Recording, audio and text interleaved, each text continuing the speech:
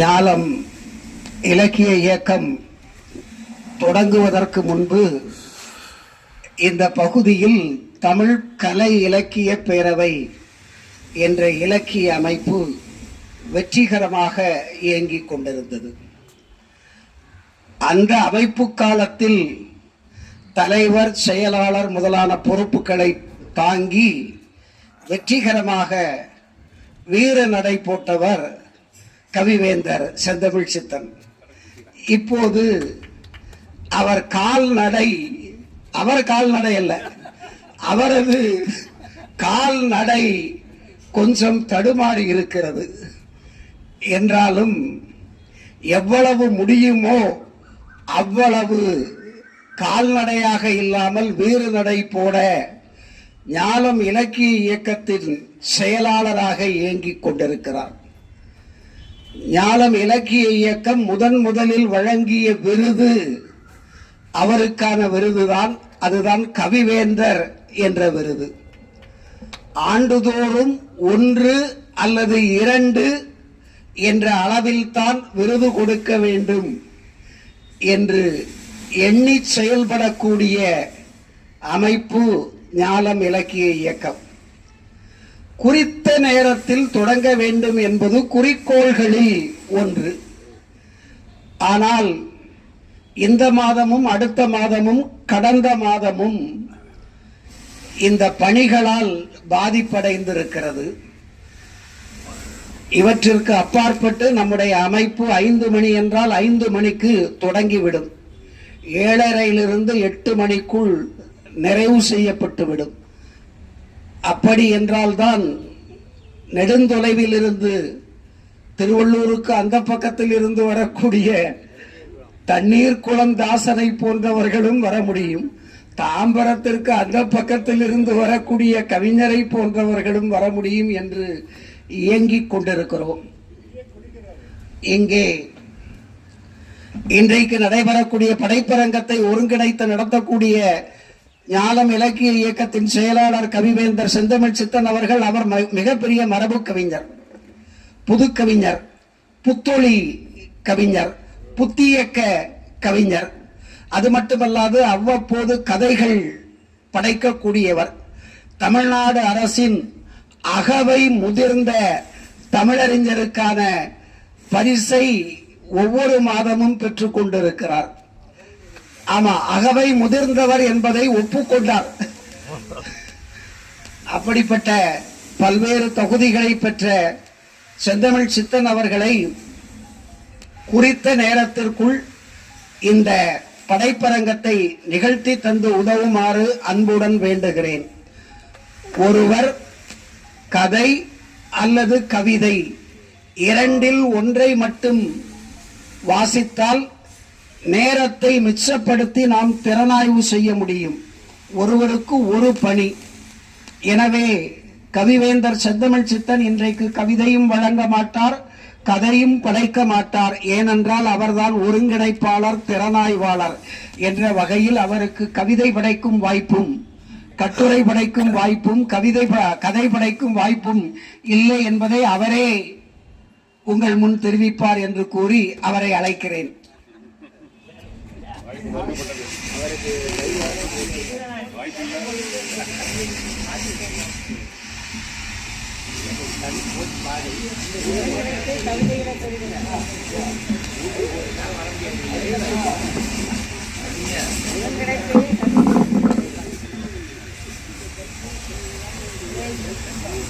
உயிர் காக்கும் செந்தமிழே, உனக்கு தலைதாழ்ந்த வணக்கம். ஞாலம் இலக்கிய இயக்கம் 2017ஆம் ஆண்டு தொடங்கி இன்று வரை மிக சிறப்பாக ஒவ்வொரு மாதமும் 2வது ஞாயிற்றுக்கிழமை அன்று மிக சிறப்பாக நிகழ்ச்சிகளை நடத்தி கொண்டிருக்கிறது. ஒவ்வொரு ஆண்டும் பேரில் விழா, பொங்கல் விழா, நூல் வெளியீட்டு விழா என்று சிறப்பான நிகழ்ச்சிகளை நடத்தி நம்முடைய கவிஞர்கள் அனைவருக்கும் மிக பெருமைமிக்க செயலாக செயல்பட்டுக் கொண்டிருக்கக்கூடிய இந்த ஞாலம் இலக்கிய இயக்கம் 3 மாதத்திற்கு ஒரு முறை படைப்பரங்கம் என்ற ஒரு நிகழ்வை நடத்துகிறோம். இந்த படைப்பரங்கம் எதற்காக? தங்கத்தை உரசி பார்த்துதான் அதனுடைய தரத்தை நிர்ணயிப்பார்கள். அதே போல நம்முடைய கவிதையை நாம் படிக்கிறோம், மாதம் வந்து கவியரங்கத்திலே நம்ம கவிதை படிக்கிறோம்.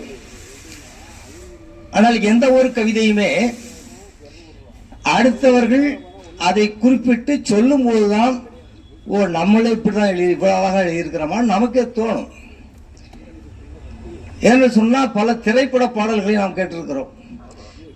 பாட்டை கேட்போம், இசையை கேட்போம், ரசிப்போம், அதோடு சரி அதில் உள்ள வரிகளை நாம் உணர்ந்து இவ்வளவு சிறப்பான வரிகளை போட்டிருக்கிறார்களே என்று நாம் நினைக்க மாட்டோம்.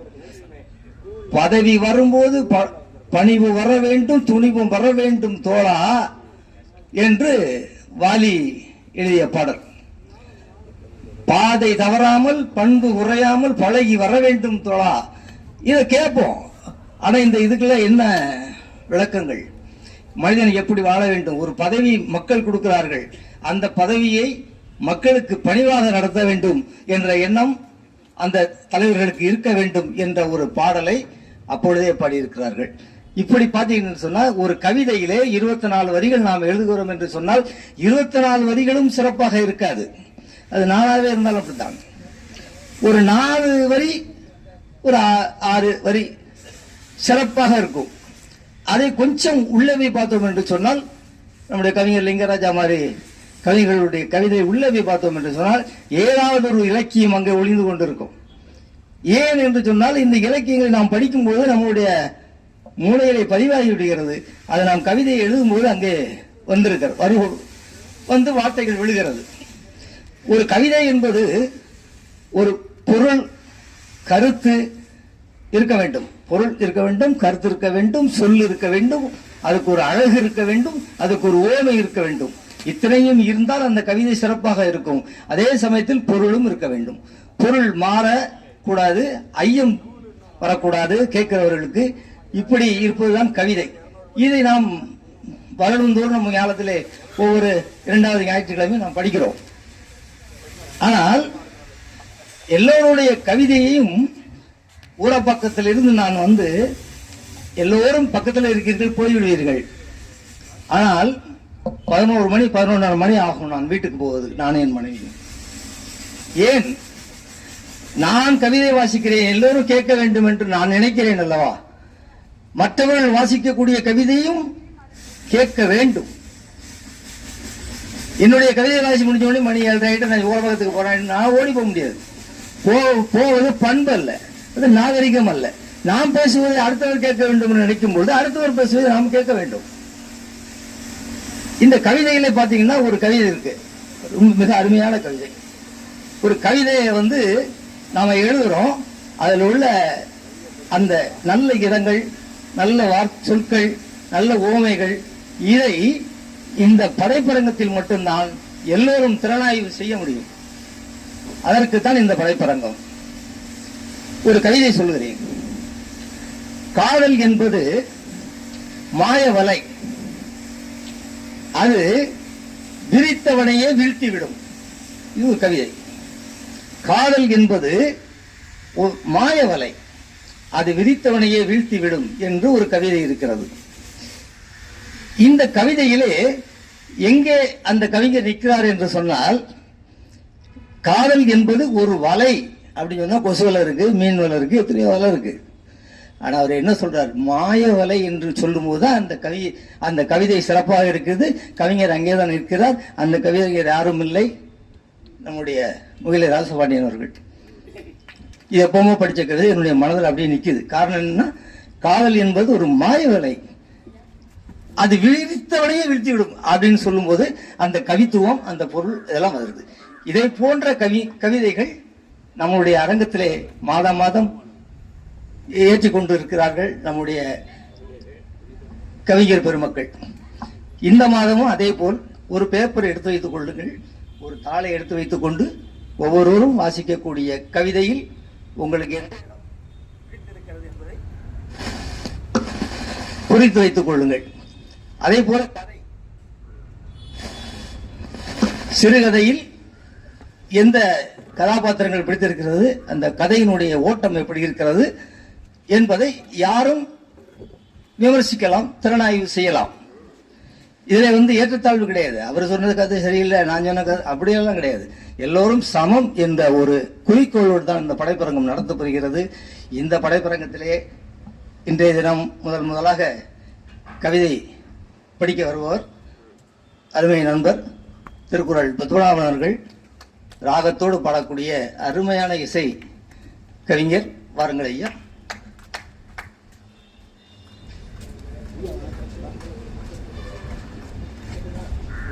ஞாலம் இலக்கத்தின் இலக்கிய அமைப்பினுடைய நிறுவனர் அவர்களுக்கும் பொறுப்பாளர்களுக்கும் மற்றும் வருகை தந்திருக்கின்ற கவிஞர் பெருமக்களுக்கும் என்னுடைய அன்பான வணக்கம். அருவினை ஏதுமில்லை அசைவில்லா ஊக்கம் பெற்றால் திருவினையாய் முடியும் திருக்குறள் நூல் கற்றால்.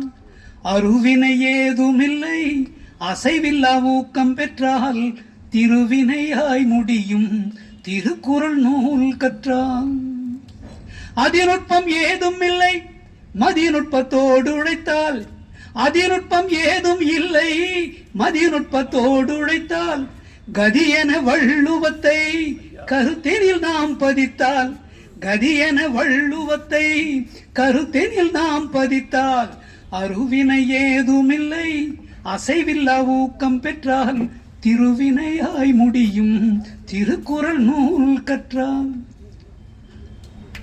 பிரிவினை உணர்வகற்று உறவினை வளர்ப்பதற்கே இறப்பகைதனை அகற்று அறப்பயிர் செழிப்பதற்கே. உதிக்கின்ற செங்கதிர் போல் உலகிற்கே ஒளியூட்டும்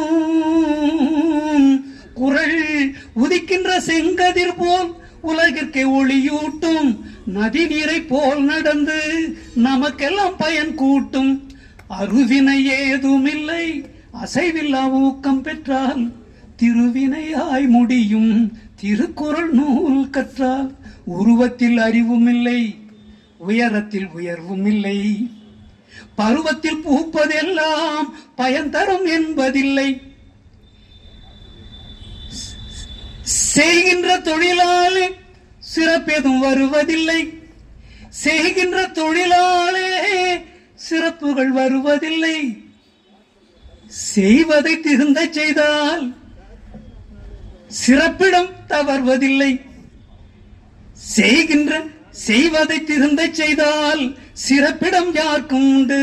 அருவினை ஏதும் இல்லை அசைவில்லா ஊக்கம் பெற்றால் திருவினையாய் முடியும் திருக்குறள் நூல் கற்றால். திருக்குறள் நூல் கற்றால். நன்றி.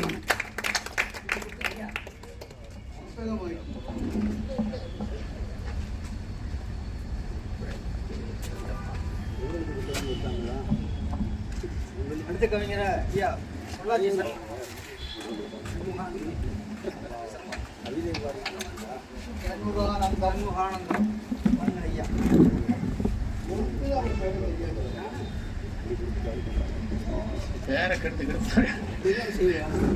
கூட பழகிற கோபாலகிருஷ்ணனுக்கே பேர் தெரியுதுங்க. அனைவருக்கும் வணக்கம். என்னுடைய கவிதை தலைப்பு சுடராய் எழுவாய். மே தினத்தை ஒட்டிய கவிதை. நெஞ்சை நிமிர்த்து கையை உயர்த்து நெருப்பு பறக்கட்டும் உன் கண்ணில். வஞ்சத்தால் உன் உரிமை பறிப்போர் வெந்து மடியட்டும் இம்மண்ணில். 10 விரல்களே மூலதனம் என்று பாடுபடும் தொழிலாளர் இனம். ரத்தம் வேர்வையாய் சிந்த பலனை எய்துவதோ முதலாளி தினம். ஓட்டாண்டியாக்கி பாட்டாளி தோழர் உழைப்பை சுரண்டு ஓர் கூட்டம். காட்டாற்று வெள்ளமாய் தொழிலாளர் எழுச்சி கண்டால் எடுக்குமே ஓட்டம். சலுகை என்று எண்ணி முதலாளியின் முன் தயங்கி நின்றது போதுமடா. உலுக்கியே கேள் உன் உரிமையை மறுத்தால் உதைக்கவும் தயங்காதே தோழா. உனது வேர்வை துளியில்தானே உலகம் வளத்தால் செழிக்கிறது. உனது உழைப்பால் தானே மக்கள் உள்ளம் களிப்பில் திளைக்கிறது. ஆத்தெழும் கடலலை போல் தொழிலாளர் அனைவரும் ஒன்றாய் கிளர்ந்தெழுந்தால் தூர்ந்தெழியாதோ அவர்கள் உழைப்பை சுரண்டுவோர் ஆதிக்க கோட்டை. ஊழித்தீயாய் பரவட்டும் இந்த உலகெங்கும் தொழிலாளர் எழுச்சி. சூழட்டும் அவர் வாழ்வில் துன்பச் சுமையெல்லாம் நீங்கி புது மலர்ச்சி. தாங்கி பொறுத்தது போதுமடா இன்னும் தட்டி கேட்க ஏன் தயக்கம். ஓங்கி ஒலிக்கட்டும் முன்முழக்கம் அதில் ஒடுங்கி போகட்டும் இடிமுழக்கம். கீழ்த்திசை வானில் சூழ்ந்த பேரிருளை கிழித்தே எழும் செங்கதிர் போல சூழ்ந்த பேர் இடரலாம் சூழ்ந்த பேர் இடராம் இருளை அகற்றி சுடராய் எழுவாய் என் தோழா. நன்றி, வணக்கம்.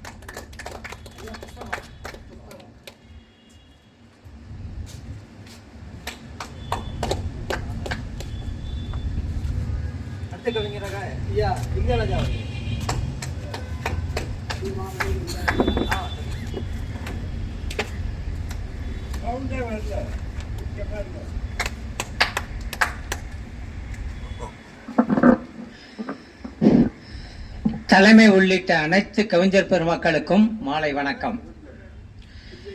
உழைப்பே நம் உயர் கொள்கை என்ற தலைப்பிலே கவிதை.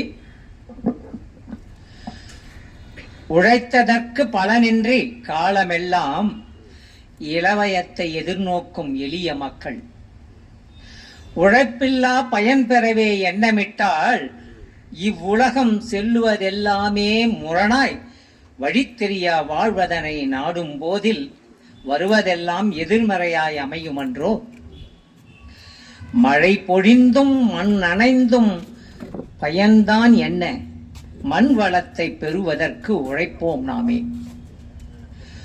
உடல் உழைப்பும் அறிவின் கண் ஆக்கம் பெற்று உலக இயக்கம் ஆற்றலினால் உயர்வு காணும். உடல் உழைப்பே அறியாதோர் பொன்னும் மணியும் உலகத்தில் பெற்றிடவே எண்ணும் போதில் உடல் உழைப்போர் மண் ஈட்டும் விளைச்சலெல்லாம் உபயோக மட்டும் இங்கே ஏழ்மை மிஞ்சும். உடல் உழைப்போர் மனமுடைந்து முடங்கிவிட்டால் உலகத்தின் உயிரெல்லாம் இயங்காதன்றோ. சேற்றினிலே கை வைப்போர் கலங்கி நின்றால் சோற்றினிலே கை வைக்க முடியாதன்றோ. ஆற்றினிலே பெய்யும் நீர் கலந்து ஓடும், அதை தேக்க அணை கட்டி தேக்கி வைத்தால் உழவன் தன் உழைப்பிற்கே உன்னதமாகும். உயர்ந்தவனும் உலகிடக்கில் மகிழ்ந்திருப்பான். பழந்தமிழன் வாழ்வியலை ஏற்றுக்கொள்வோம். பண்படவே மனித இனம் முனைய வேண்டும். உழைப்பெனும் எழுச்சியினால் உழைக்கும் வர்க்கம் ஒற்றுமையை பேணிட்டால் சீனம் போலே எழுச்சி பெற்று எழிலார்ந்த சமுதாயத்தை எப்பொழுதும் அடைவதற்கு முயல்வோம் நாமே. பிழை திருத்தி புது ரத்தம் பாய்ந்து நம்மை புத்துணர்ச்சி பெற்றிடவே செய்தல் வேண்டும். இழப்புணர்வால் மனமுடையா உழைக்கும் வர்க்கம் இழந்ததையே பெறுவதற்கு புரட்சி பூக்கும். மேற்கே சாய் கதிரவனின் சுழற்சியாலே மேன்மையுறும் மண் மீதில் பசி நோய் நீக்கி தேற்றும் நல் ஆற்றலினை ஆற்றும் தோழா. தென்றலென கைகோர்த்து பசுமை காத்து உயிர்காக்கும் பண்டங்கள் விளையும் போதில் உயிராற்றல் பெருகிடுமே உழவன் தோளில். வேர்வை நீர் முகிழ்கின்ற உழைப்பே நம்மின் உயர் கொள்கை என்றே நாம் உணர்ந்து கொள்வோம். நன்றி, வணக்கம்.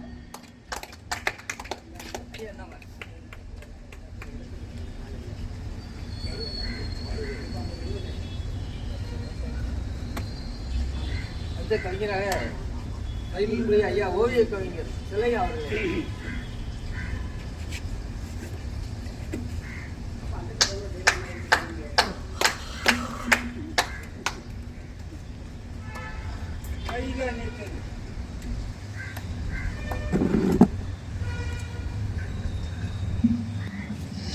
அனைவருக்கும் வணக்கம். இந்த கவிதை பாடுவதற்கு முன்னால் இந்த கவிதையை நான் ஏன் எழுதினேன் என்பதற்கு ஒரு சிறு நிகழ்ச்சி தான் சுருக்கமாக சொல்லிவிட்டு கவிதையை படிக்கின்றேன்.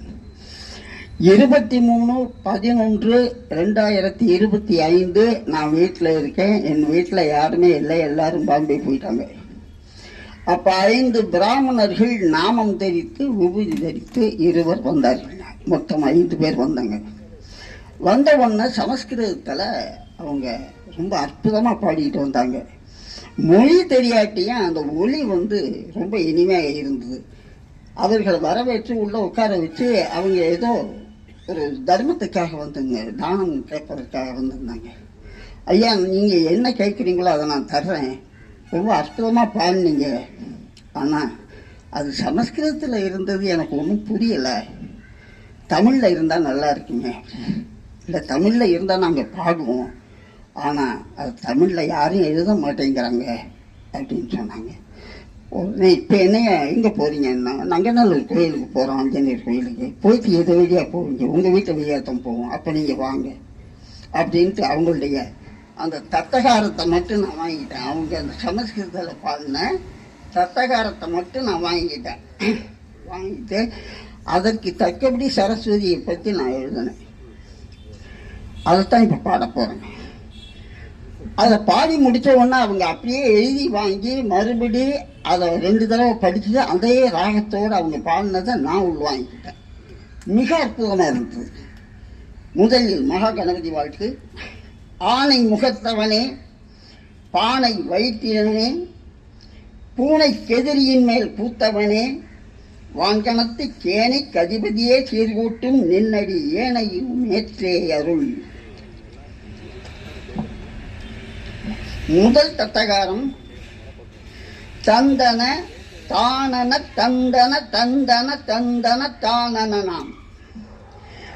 மெல்லியதாயொரு புன்னகை சிந்திட வெண்மலர் வீற்றிருப்பாள், மிகு துல்லியமாயொரு நல்லிசை தந்தவள் நல்லருளாம் தருவாள். கல்மன தாரையின் தன்வயன் செய்பவள் நன்மைகள் தாமளிப்பாள். உயர் கம்பனை கூத்தனை தந்தவள் என்னையின் நற்கவியாக்கிடுவாள். எள்ளளவேயொரு இன்னலும் துன்பமும் இங்குடன் தீர்த்திடுவாள். சுப இன்பம தாமதை எப்பொழுதும் அவள் தந்துளம் பூத்திருப்பாள். தெள்ளமுதாயவள் என்னுளம் இங்கிரு தின்கவி ஏற்றிடுவாள். உயர் தெள்ளிய தாமவள் சொல்லதை என்றனுக்குள்ளிருந்து ஊட்டிடுவாள். கல்லினும் மாமருள் சொல்லதை மந்திட என்றனுக்கே தருவாள். நல சொல்லதை மாகவி சொல்லென சொல்லியும் மென்னுளத்தாடுவளே. இது ஒரு தத்தகாரம். அடுத்தது துள்ளல் தத்தகாரம். தானன தானன தானன தானன தானன தானன நாம் தன தானன அப்படி வரும். மாமதுராம் அவள் வீணையில் ஓரொளியாமதை மீட்டிடுவாள். சுவைத்தே மதுராம் அவள் சீரிய தோர்நகை காட்டியின்றான் இருப்பாள். காமமதாமதை சீரியும் ஓர் வழி கூட்டியும் தான் ஒழிப்பாள். அவள் நாமமதாமதை ஓர் முறை ஓதிடவே விரைந்தே வருவாள். ஏமமதாமதை தாமவர் கேயுடன் ஏற்றவள் தீட்டிடுவாள். மிகு சேமமதாமதை யான் பெறவே அருள் நாட்டி இங்கே தருவாள். ஓமமும் பூஜையும் யாத்தவர் வேண்டிட வேந்தவர் கீந்து வேண்டுவர் கீந்திடுவாள். நடு சாமமதாயினும் தாந்துதி தேத்திட ஊற்றென பூத்திடுவாள். தூமமதாமதிலேறிய தீயது தோன்றியும் தான் வருவாள். உயர் வேதமதாமதை ஓதிடுவார்க்கவள் ஞானம் தந்தருள்வாள். நன்றி, வணக்கம்.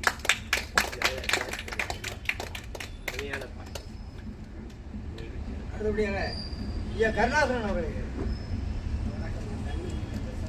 வாங்க.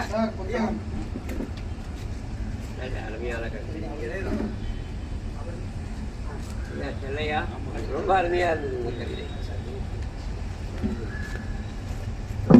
அனைவருக்கும் வணக்கம். தினமணியின் கதை சிறுகதை. தினமணியின் கதை சிறுகதை. கிராமம் அழிவதை படம் பிடித்தது. கதாநாயகன் ஊருக்கு செல்கிறான், ஊர் திருவிழாவிற்காக.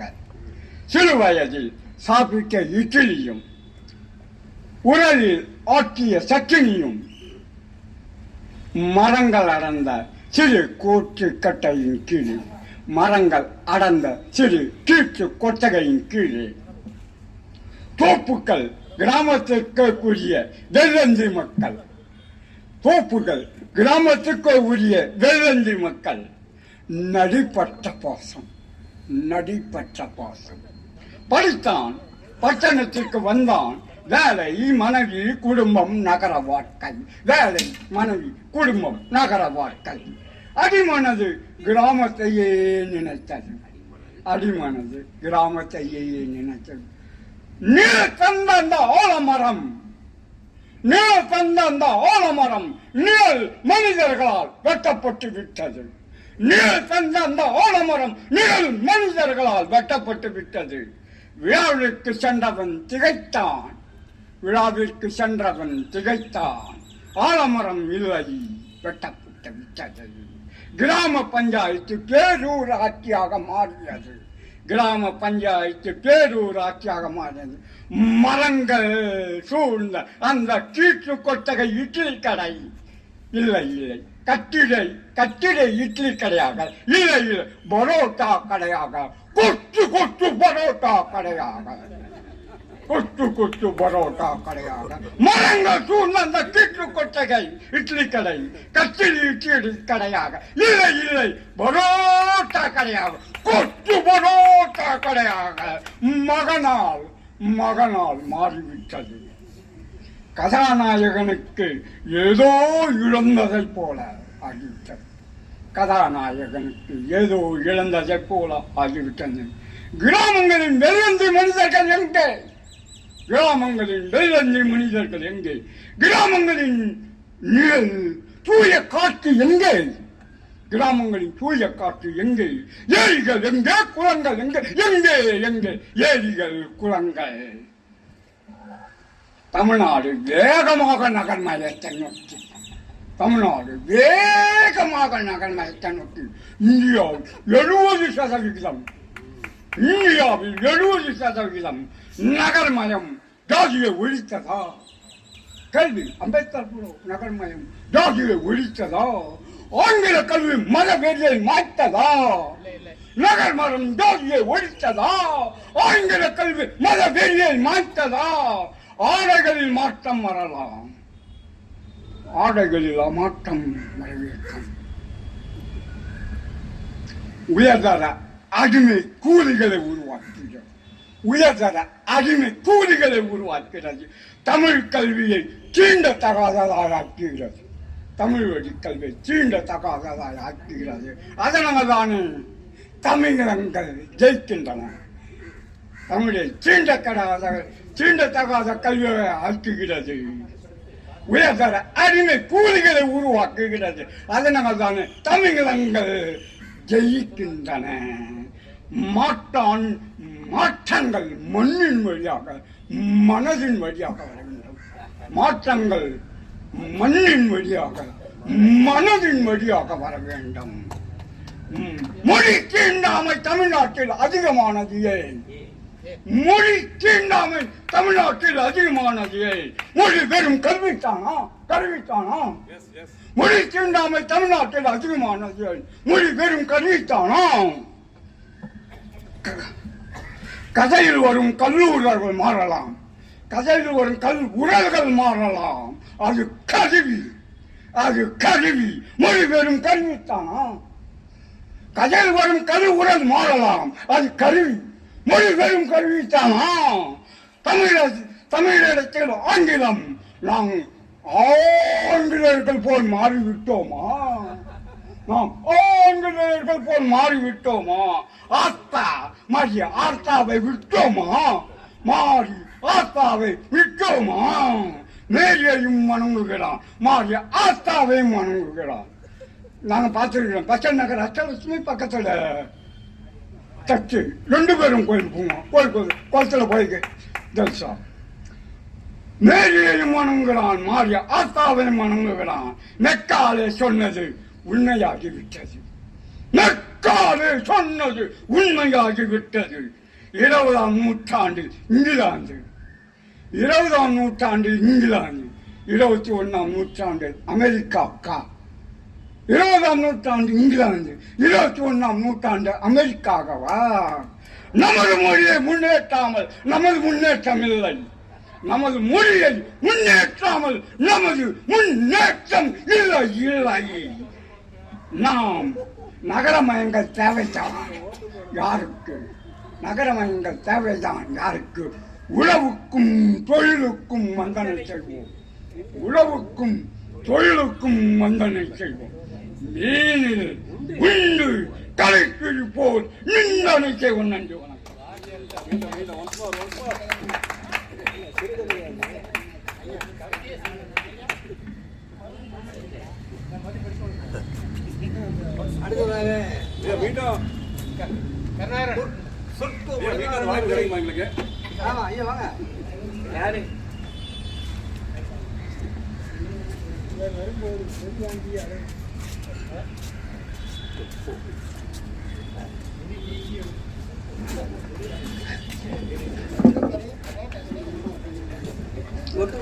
நல்ல அருமையான கவிதை.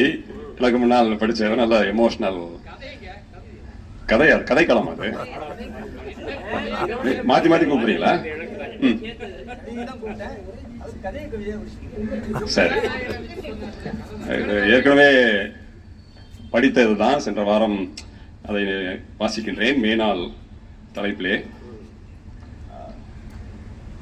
உழைக்கும் தோழர்களின் உரிமை போராட்டம் வெல்லட்டும், முதலாளித்துவம் ஒளிந்து மே திங்கள் சிறக்கட்டும், அடிமை விலங்கு ஒடிந்து ஆதிக்க சக்தி மறையட்டும், பூட்டிய கதவு திறக்கப்பட்டு புதிய வீர வரலாறு படைக்கட்டும், விடுதலை நாள் வருவதற்கு வெற்றி போராட்டம் தொடரட்டும், தொழிலாளர்கள் உரிமை நிலைபெற தொடர் குரல் கிடைக்கட்டும், அதிகாலை சூரியன் உதிக்கும் முதல் அந்தி சாயும் வேளை வரை கொடுமை, 19ஆம் நூற்றாண்டின் தொடக்கம் முதல் 16 மணி நேரம் வேலை பகைமை,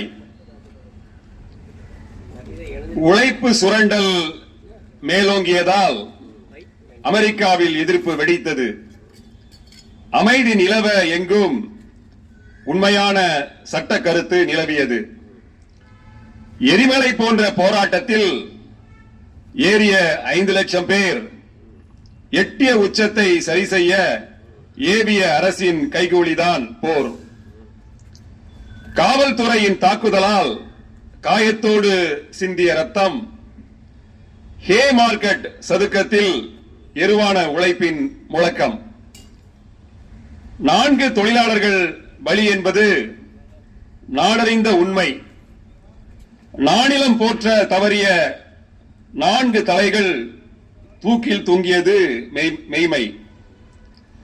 மே முதல் நாள் அமெரிக்கா ஐரோப்பியா நாட்டின் தொழிலாளர்கள் நாளாக கொண்டாடியது, மறைக்க முடியாமல் என்றும் சட்டம் துணையாக நிறுவியது. ரத்தம் சிந்திய உதிரம் இறக்காமல் உண்மை சிறக்கட்டும், உயிர் பலிகள் சிந்தியதால் உலகம் முழுவதும் நன்மை காணட்டும், மகிழ்ச்சியின் உச்சத்தில் மேனாள் பிறக்கட்டும், பொங்க பொங்க பகிர்ந்து நன்மை கிடைக்கட்டும் என்று கூறி நிறைவு செய்கிறேன். நன்றி, வணக்கம்.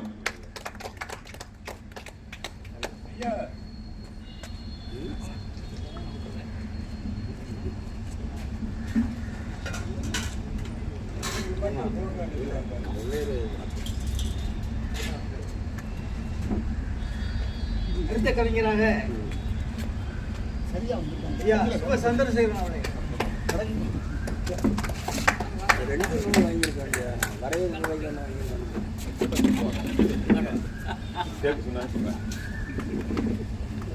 கவிதை இருக்கா?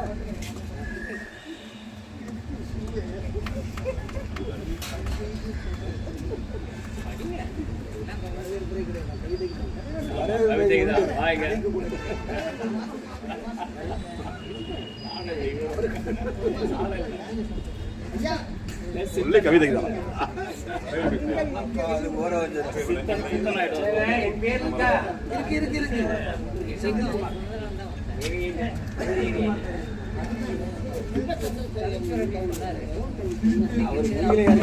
அவர் கொடுக்க வந்தாரு.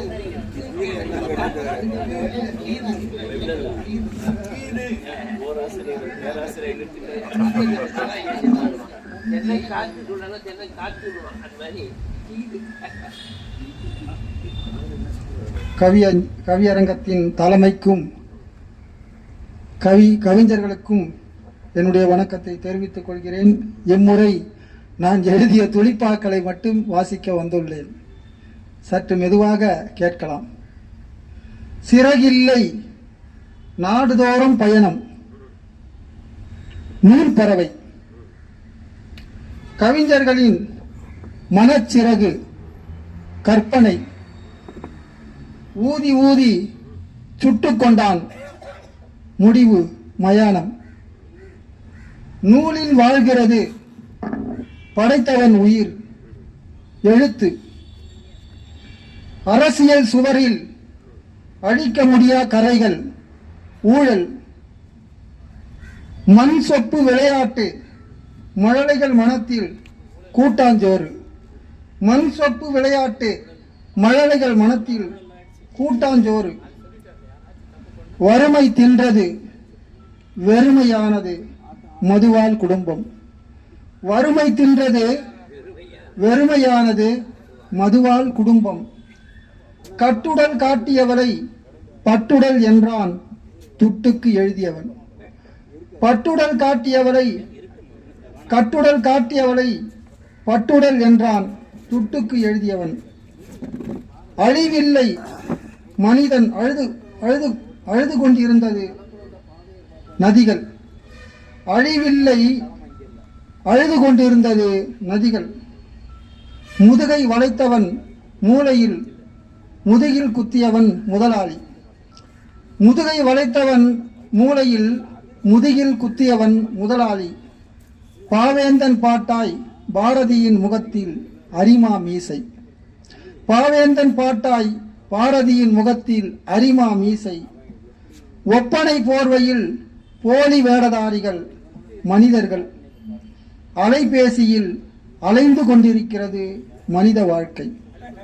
அலைபேசியில் அலைந்து கொண்டிருக்கிறது மனித வாழ்க்கை. மனச்சிலந்தி பின்னும் வலை காதல். மனச்சிலந்தி பின்னும் வலை காதல். பாவேந்தன். நன்றி, வணக்கம். இரண்டாவது முறையா படிச்சிடக்கூடாது.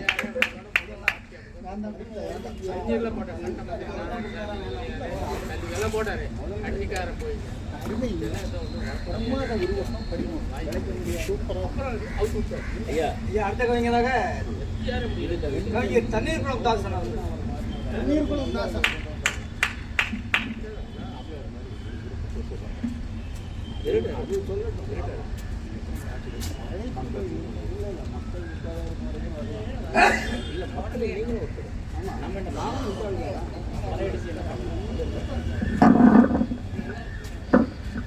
கவியரங்க தலைமைக்கு வணக்கம். வந்திருக்கும் சான்றோர்கள் அத்துணை பேருக்கும் அன்பு வணக்கம். மே தினம். உலகத்திற்கு உயிர் கொடுக்கும் உயிர்கள், உலகத்திற்கு உயிர் கொடுக்கும் உயிர்கள் என்றும் உழைத்தே உருகுலையும் உருவங்கள். வளத்தை பெருக்கி வாழ்வினை கொடுப்பவர்கள், வளர்ந்து வரும் சமுதாயத்திற்கு வழிகாட்டிகள். உழைப்பாளர் வர்க்கத்திற்கு சாதி மதம் இல்லையே, உழைப்பாளர் கூட்டத்திற்கு மொழி இனம் இல்லையே. உழைப்பது மட்டுமே உன்னத கொள்கையாகும், உரிமைக்கு போராடுவதே நல் எண்ணமாகும். விவசாயம் ஆனாலும் தொழில்கள் ஆனாலும் விண்ணுக்கு உயர்த்திடும் உற்பத்தியாளர்கள். வியர்வை சிந்தியே நாட்டையும் வீட்டையும் விரிவாக்கம் செய்திட பொருள் ஈட்டுபவர்கள். கூலிக்கு வேலை செய்யும் மானிடர் எல்லாம் கூடி இங்கு கோரிக்கை வைத்துவிட்டால் பழி வாங்குவதே முதலாளிகள் நோக்கமாகும். பரிதாபத்திற்குரியவர்கள் பாட்டாளி வர்க்கமாகும். வானத்திற்கும் பூமிக்கும் இடையில் வாழும் தெய்வங்கள், வானத்திற்கும் பூமிக்கும் இடையில் வாழும் தெய்வங்கள். வசதிகள் நமக்களித்து வளம் தரும் மேகங்கள். வெடிவதும் மறைவதும் அவர்களின் உழைப்பாலே, வருகின்ற நாட்கள் வசந்தமாவதும் அவர்களாலே. உழைப்பவர் என்றும் தாழ்ந்தவர் அல்ல, வரலாறு தானே. உழைப்பவர் என்றும் தாழ்ந்தவர் அல்ல, வரலாறு தானே. உண்மையை சொன்னால் மற்றவர்க்கு எரிச்சல் தானே. உண்டு கொழிக்கும் உயர்ந்தவர் பக்கம் நிற்காமலே நாம் உழைக்கும் வர்க்கத்தை உயர்த்தி பிடிப்போம் வாரி. நன்றி.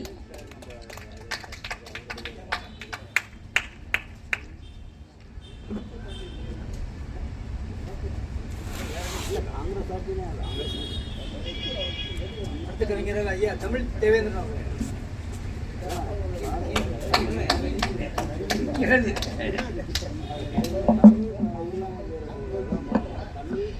இனிய மாலை பொழுதிலே இங்கு அமர்ந்திருக்கும் அனைத்து கவிஞர் பெருமக்களுக்கும் தலைமையில் அமர்ந்திருக்கும் அத்துணை தலைமை கவிஞர்களுக்கும் முதற்கண் பணிவான வணக்கம். அகர முதல எழுத்தெல்லாம் ஆதி பகவன் முதற்றே உலகு. முதலில் பொது என்ற தலைப்பில் ஒரு கவிதை, பிறகு மொழி என்ற தலைப்பில் ஒரு கவிதை, பிறகு பாரதியை 8 வரிதான். 8 8 8 3 8 24 வரி. 24 வரி அளவுடு இல்லையா? 3 கவிதை. அதான் மொத்தம் 24 வரிக்குள்ள. காலையிலே வீசுகின்ற இனிய தென்றல் காற்றே, சோலையிலே சிரிக்கின்ற மலர்கள் காற்றிலாடும் அழகே. சோலையிலே சிரிக்கின்ற மலர்கள் காற்றிலாடும் அழகே. வாழை மீன்கள் துள்ளிப்பாயும் ஏரி மதகின் வெள்ளமே. வாழை மீன்கள் துள்ளிப்பாயும் ஏரி மதகின் வெள்ளமே. நீலவானில் நீந்துகின்ற நிலவு அழகின் ஒளியே. நீலவானில் நீந்துகின்ற நிலவு ஒளியின் அழகே. காலையில் இசைப்பாட்டில் பூபால ராகம் இனிமையே. காலையில் இசைப்பாட்டில் பூபால ராகம் சுகமே. வேலை கையில் பிடித்து மயில் மேல் பறக்கும் முருகன் காட்சியும் சுகமே. வேலை கையில் பிடித்து மயில் மேல் பறக்கும் முருகன் காட்சியும் சுகமே. மாலவனின் புகழ் சேர்க்கும் கம்பன் ரசனை தமிழே. மாலவனின் புகழ் சேர்க்கும் கம்பராமாயணம் கம்பன் ரசனை தமிழே. அப்புறம் சீலம் மாறா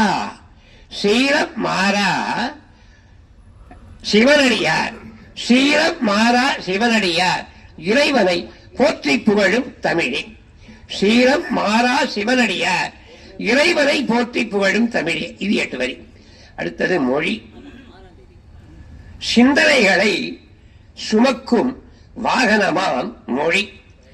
அந்த சிந்தனைகளை சுமக்கும் மூளையில் இருந்து வாய் வழியாக வெளிவரும் அந்த சொற்கள் வாசகமாக, உரைநடையாக, கவிதையாக, பட்டிமன்ற பேச்சாக, வாக்குவாதம் விவாதமாக வெளிவந்து கேட்போர் செவிகளில் ஈர்த்து அவர்கள் சிந்தனைகளை சுமக்கும், அவர்கள் இந்த சிந்தனைகளை சுமக்கும் கருவியாக மாற்றுவதுதான் ஒரு கவிஞனின் தனித்திறமை. சிந்தனைகளை சுமக்கும் வாகனமாம் இந்த மொழியினை கேட்போர் காதுகளில், கேட்போர் செவிப்புலனில் புகுந்து அந்த சிந்தனைகள் மீண்டும் அந்த சிந்தனைகளை சுமக்கும் வாகனமாக அவர்கள் வெளிப்படுத்தும் மொழி கவிதையாக அமைவதுதான் கவிதையின் ஒளிவட்டம் என எனக்கு என்ன தோன்றுகிறது.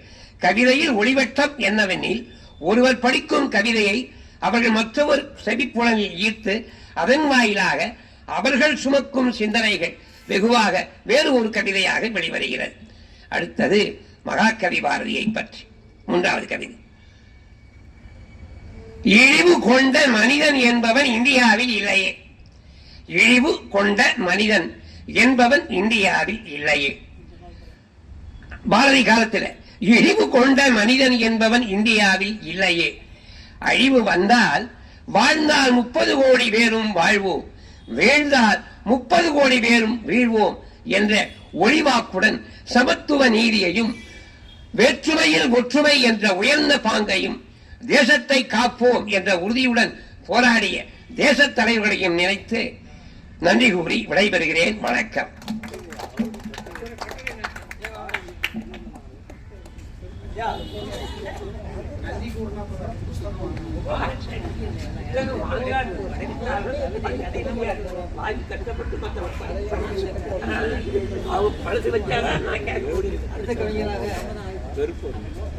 சிறுவர் இலக்கியத்தில் ஒரு சிறப்பான இடத்தை குறிப்பிடக்கூடிய ஐயா எஸ்ஆர்ஜி சுந்தரம் அவர்களை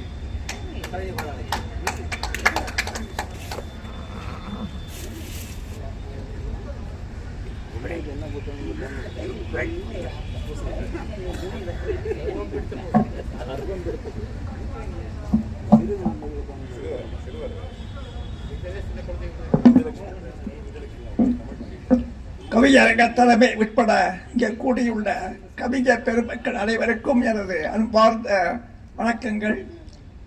தொழிலாளர்களுக்கு மே தின வாழ்த்துக்கள். சென்னை துறைமுகத்தில் நான் பணிபுரிந்த பொழுது அங்கே ஐவர் குழு ஒன்று ஏற்படுத்தப்பட்டு அவர்களிடம் ஒரு புத்தகம் எழுத வேலை ஒப்படைக்கப்பட்டது.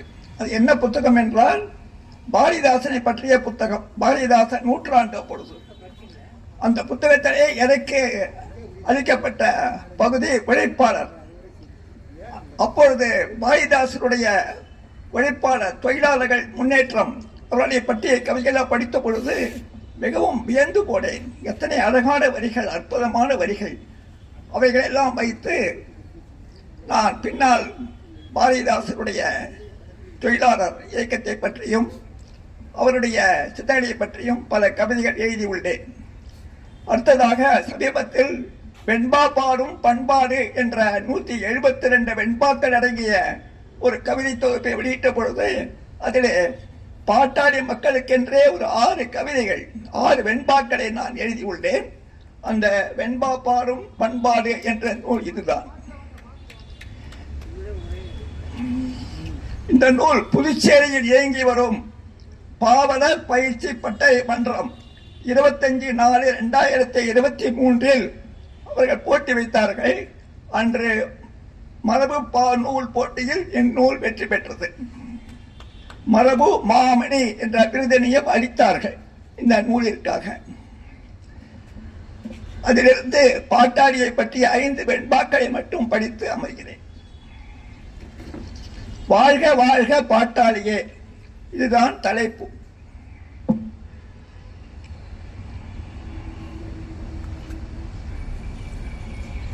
எழுதிடும் இக்கோலும் எக்காலும் உன்னை தொழுதிடும் பாட்டாளி தோழா.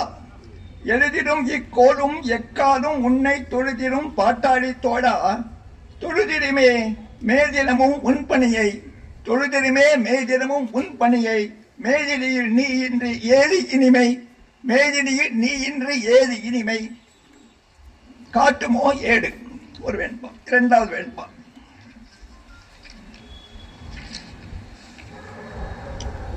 குறை கூறி அந்த தொழிலாளர்களுக்கு மற்றவர்கள் எந்த விதமான துரோகமும் செய்யக்கூடாது. கூலியை குறைத்தல், அதிகப்படியான நேரத்தை வாங்குதல், அவர்கள் படிக்காதவர்களாக இருந்தால் ஏமாற்றுதல், அந்த மாதிரியான எந்த விதமான குற்றமும் செய்யக்கூடாது என்பதை வலியுறுத்துகின்ற வெண்பா.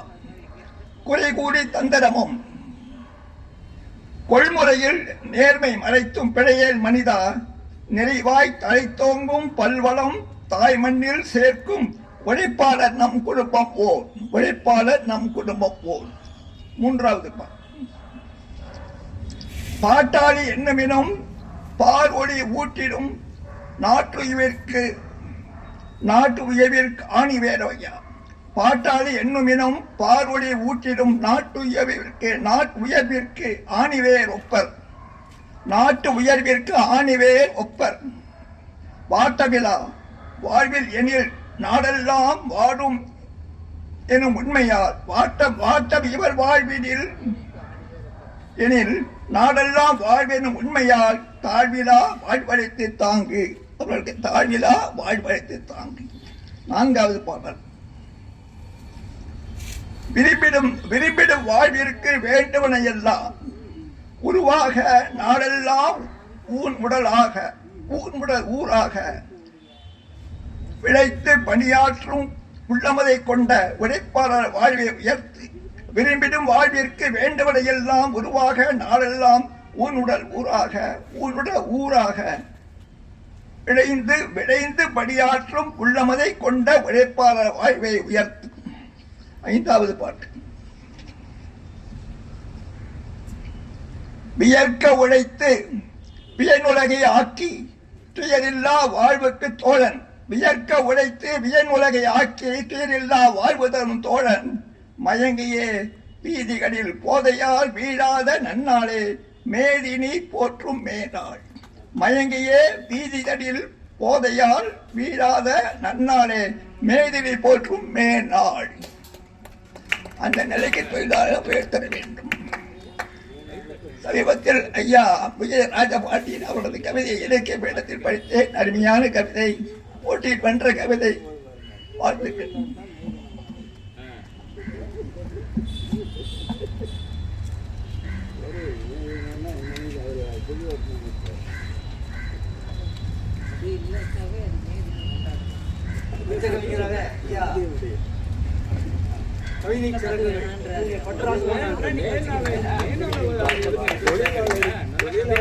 தொழிலாளர் உரிமைக்கும் மகிழ்ச்சி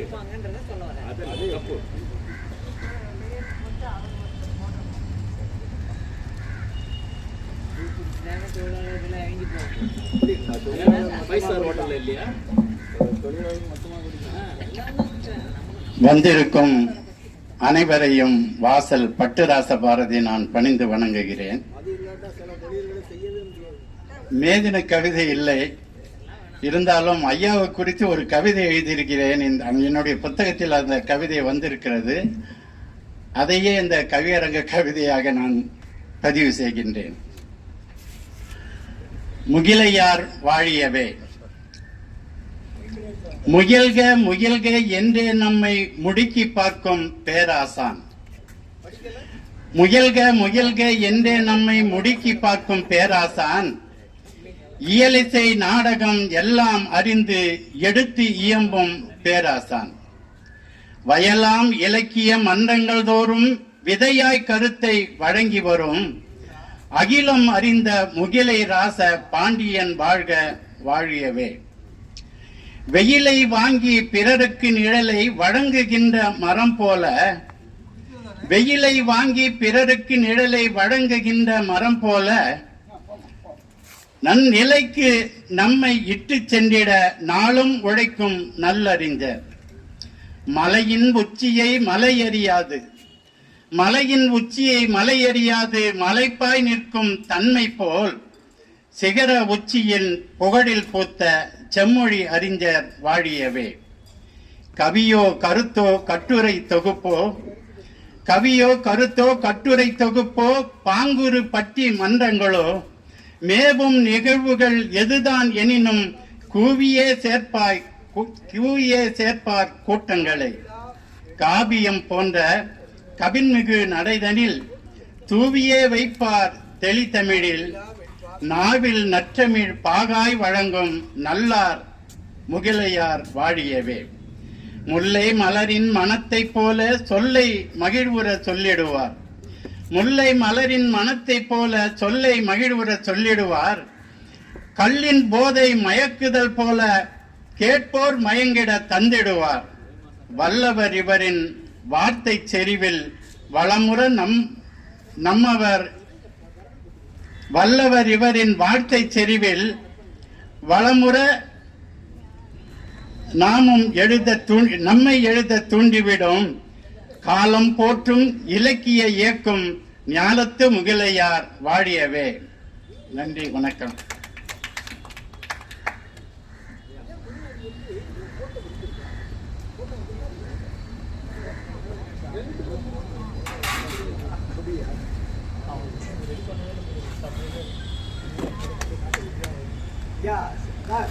ஐயா ஒரு போட்டோ பிடிங்க. एक मिनट. இன்னைக்கு ஜோசியத்துல போட்டலாம்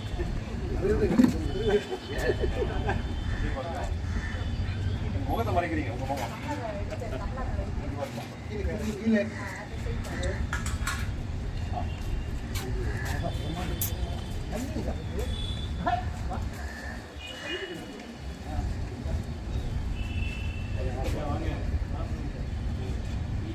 அடுத்து கொஞ்சம் நம்மளுடைய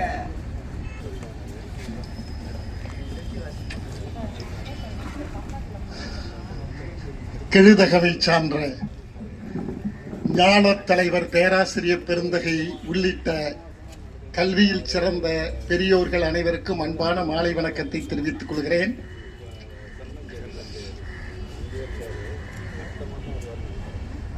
கேலிக்குள்ளாகும் விழுப்புண்கள், இது கவிதை தலைப்பு.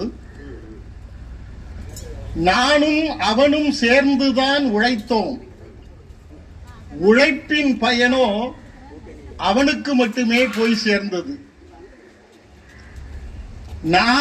நானே எனது கையை கொண்டு தலையில் வைத்து செத்து வீழ்ந்து போனேன்.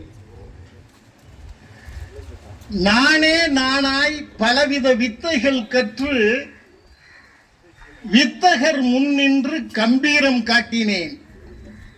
அவரோ தட்சணை கொடு என்று என் கட்டை விரலை வெட்டி எடுத்துக் கொண்டார். தட்சணை கொடு என்று என் கட்டை விரலை வெட்டி எடுத்துக் கொண்டார். விடுதலை கனியை வென்றாக வேண்டும் என்று எல்லாரோடும் சேர்ந்து நானும் தான்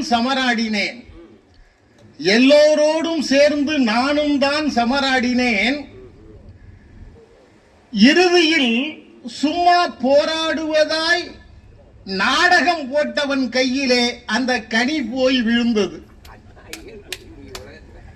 கீழ்த்தட்டில் கிடந்தவோர் அறிவுடை அண்ணலின் அருவினையாலும் அரியாசனம் கொண்டிருந்தவோர் ரோஜாவின் ராஜா ஆதரவினாலும் அமைந்தது ஒரு நல்ல ஜனநாயக கோட்டை. மேட்டிலே இருந்து கொண்டு உல்லாசபுரியில் உலா வந்த ஒரு வலுத்த கூட்டம் உத்தமன் வேஷத்தில் அந்த ஜனநாயக கோட்டையின் ஒவ்வொரு செங்கல்லையும் உருவிக்கொண்டே இருந்தது. எத்தனை முயன்றும் முட்டு கொடுத்தும் நிறுத்தவில்லை அந்த சுயநல கூட்டம். தொடர்ந்தே வருகிறது இந்த பெரு வலி. வரலாறு நெடுக்க நடக்கும் இந்த கொடுமை தடுக்க இல்லை ஒரு வழி. அரை நூற்றாண்டு காலமாய் பார்த்து பார்த்து இழைத்து கட்டி வைக்கப்பட்ட தமிழ் சித்தாந்த கோட்டை இப்பொழுது கண்முன்னே சரிந்து விழுகிறது. கனவு கண்டு உறக்கம் கலைவது போல கண நேரத்தில் எல்லாம் கடவாய் போய்விட்டது. தகைமிகு கொண்டு செம்மாந்த நிலையில் தமிழ்த்தாய் அரியணை ஏறி இருந்தால் அவளும் இப்போது அடுத்து நிறுத்தப்பட்டாள். சமஸ்கிருத நங்கையும் வங்கத்து வனிதையும் உப்பரிகையில் அமர்ந்து கொண்டு ஒய்யாரம் காட்டியிருக்க என் தாயோ கீழே மூன்றாவது படியில் போய் விழுந்து குப்புற கிடக்கின்றார். என் தாயோ மூன்றாவது படியிலே போய் விழுந்து குப்புற கிடக்கின்றாள். நான்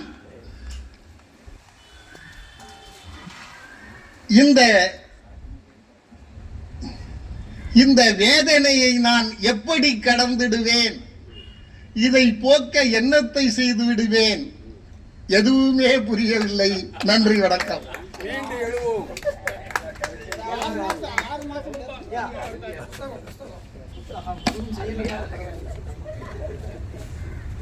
6 மாசம் கூட தாங்காது.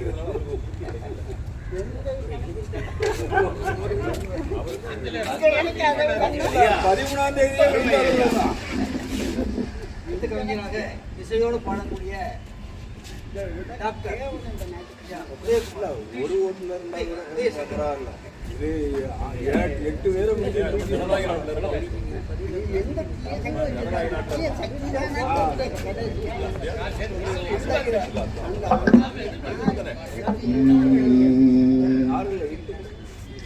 அன்றும் என்றும் என்றும் உழைப்பவர் சிறந்தனர். அன்றும் என்றும் என்றும் உழைப்பவர் சிறந்தனர். ஆத்மபூர்வமாக உழைத்தல் நல்லது. இன்முகத்துடன் வழிகளை மறந்து குடும்பத்தையும் தொழில் முன்னேற உழைத்தன. அன்றும் இன்றும் என்றும் உழைப்பவர் சிறந்தன. ஈடுபாடுடன் உழைத்தால் சிறப்பு. உண்மையுடன் உழைப்பவர் மறக்கப்படுவதில்லை. ஈடுபாடுடன் உழைத்தல் சிறப்பு. உண்மையுடன் உழைப்பவர் மறக்கப்படுவதில்லை. ஊக்கமாக தங்களை தேடி பணமும் சிறப்பும் வரும் தொழில் முன்னேறினார். அன்றும் இன்றும் என்றும் உழைப்பவர் சிறந்தனர். என்றும் உழைப்பது அது இறைவனின் செயலே. என்றும் உழைப்பது அது இறைவனின் செயலே. ஏகமாய் ஆனந்தமாய் உன் உழைப்புக்கு இறைவன் உயர்த்துவார். ஏகமாய் ஆனந்தமாய் உன் உழைப்புக்கு இறைவன் உயர்த்துவார். சகிப்புத்தன்மையுடன் உழைப்பவர் நாட்டுக்கு நன்மைகளை தருவார்.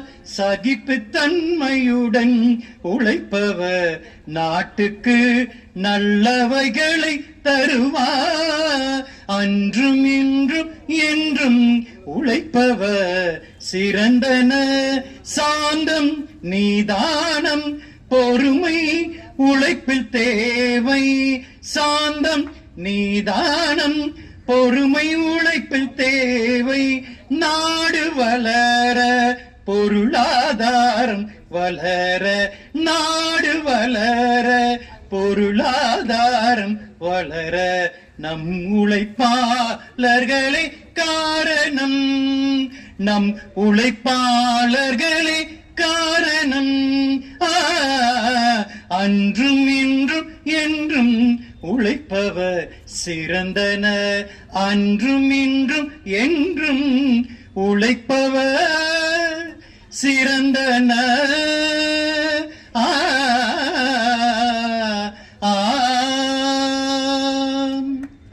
நாளை என் பிறந்த நாள். நாளை காஞ்சிபுரத்திலே ஏகாம்பரேஸ்வரர் கோயிலே என்னை பாட அழைத்திருக்கிறார்கள்.